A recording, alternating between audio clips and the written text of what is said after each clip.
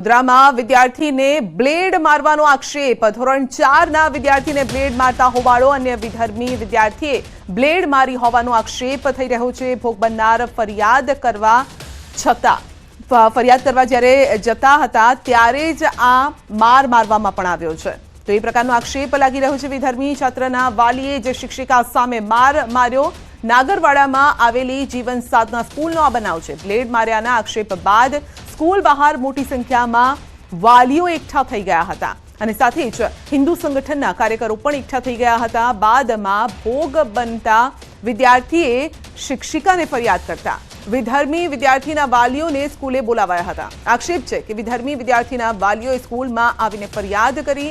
વિદ્યાર્થી સહિત 4 વિદ્યાર્થીને જ શિક્ષિકાની સામે ફટકા માર્યા હતા।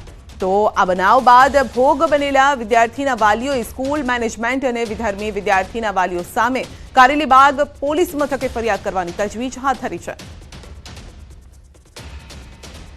એક છોકરાને બ્લેડ મારવામાં આવે છે, એની પ્રિન્સિપલને કમ્પ્લેન કરવા અમારા 3 બાળકો જાય છે। બાળકો જાય છે કમ્પ્લેન કરવા માટે। એક છોકરો જે છે એને લાવવામાં આવે છે નીચે, પ્લસ એના પેરેન્ટ્સને બોલાવવામાં આવે છે। એના પેરેન્ટ્સે પ્રિન્સિપલને મળવા માટે બોલાવવામાં આવ્યા છે કે તમારા છોકરાએ આવું કર્યું છે।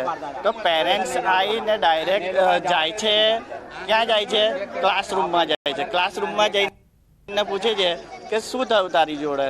તો કે મારી કમ્પ્લેન કરવા આ 3 છોકરા ગયેલા। તો એ જે 3 છોકરા ગયા છે એમાંથી એક છોકરાનું જે ક્લાસમાં ભણાઈ રહેલા ટીચર, એ ટીચરની સામે ગળું દબાઈ દીધું છે। એક છોકરાને 2 લાફા માર્યા છે, પ્લસ મારો ત્રીજો છોકરો હતો એને દાદર પરથી ઘસરીને લાયા છે। તો અમે સીસીટીવી ફૂટેજની શનિવારે માંગણી કરેલી, તો અમને દેખાડવામાં આવ્યા નથી। અમે કીધું કે સ્કૂલની મેટર સ્કૂલમાં સોલ્વ થાય, તો એવું નથી કરવામાં આવ્યું। એટલે આજે મીડિયાને બોલાવવામાં આવ્યા છે। અમે એફઆઈઆર બી ફડાઈશું। આને બ્લેડ મારી અને અમે 3 પછી મેડમે છે ને પેરેન્ટ્સને ફોન કર્યા અને પેલા લોકો આવીને મારું ગળું દબાયું અને આને નીચે દાદરામાંથી હાથ ઘસાડ લઈ આવ્યા અને પેલાને છે ને લાફા મારી આપે। એક છોકરાને ઝાપડ મારે છે, એક છોકરાનો હાથ ખેંચીને નીચે લઈ જાય છે અને એક છોકરાનું ગળું દબાવે છે। ક્લાસ ટીચર ઊભી તમાશું જોતી રહે છે। વિરોધ કોઈ થતો નથી। ત્યારબાદ ક્લાસ ટીચર એવું કહે છે છોકરાઓને કે ભાઈ તમે જે બનાવ બન્યો છે ઘરે જઈને કશું પણ કહેવાનું નથી। આટલા આ લોકો કેમ ગભરાઈ રહ્યા છે? ક્લાસ ટીચર કેમ ગભરાઈ રહે છે? તપાસનો વિષય છે। સૌથી પહેલાં પ્રિન્સિપલ કેમ ગભરાઈ રહી છે? અને જો છોકરાઓ બોલતા ગઈકાલે ના બોલ્યા હોત તો આ જાણ આપણને થાત જ નહીં। અમે કોઈ જાતનો ભેદભાવ રાખતા નથી અને જેને ગલતી કરીને અમને એને પનિશમેન્ટ તો આપવાના જ છે।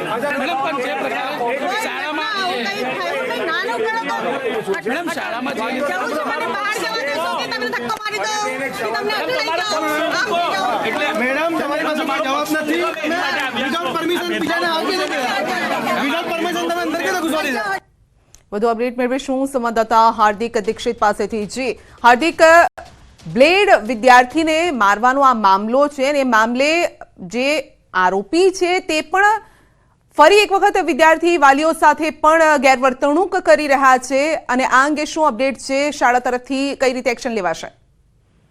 બિલકુલ સંધ્યા, આપણે સામાન્ય રીતે વાત કરીએ તો શાળામાં જ્યારે બાળકો ભણતા હોય ત્યારે બાળકો વચ્ચે તકરાર થવી, ઝઘડા થવા એ સામાન્ય બાબત છે।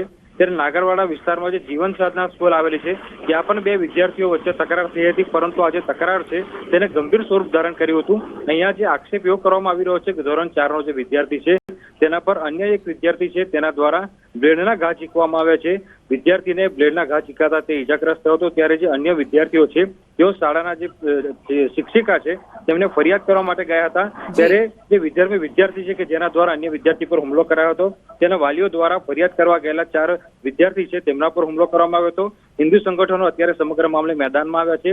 અત્યારે જે સ્થાનિક પોલીસ પહેલા પણ ગુનો કર્યો અને ફરી જ્યારે ફરિયાદ કરવા માટે જાય છે તો એની દાજ રાખવામાં આવે છે અને ફરીથી હુમલો કરવામાં આવે છે। હાર્દિક, આપનો આભાર।